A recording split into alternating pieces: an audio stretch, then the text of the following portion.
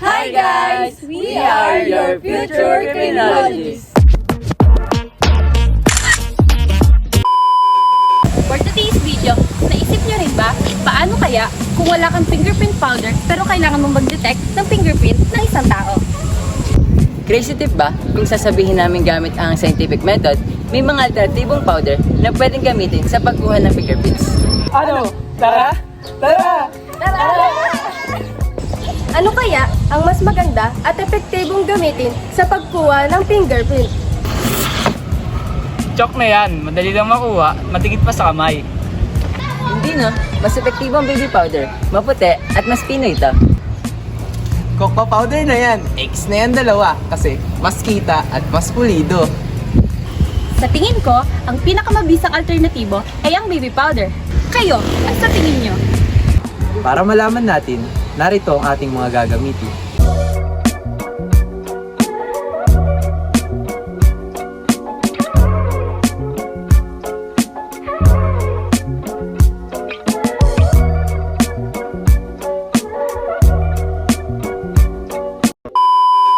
Ano sa tingin nyo ang naging resulta ng ating eksperimento?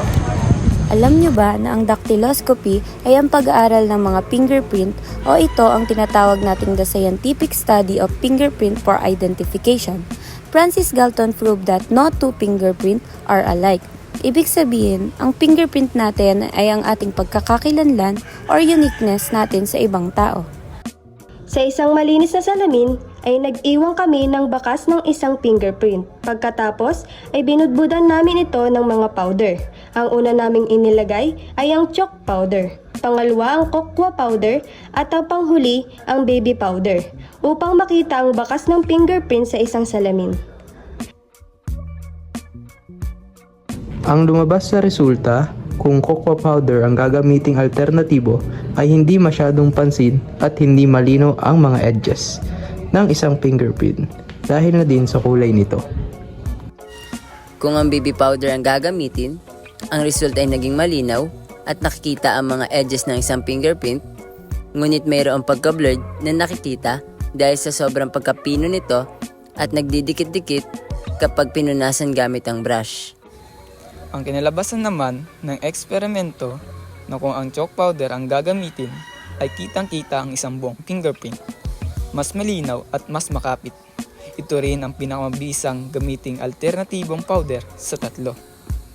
Ito ang patunay na hindi kailangan ng mga komplikadong kagamitan para makakuha ng sagot.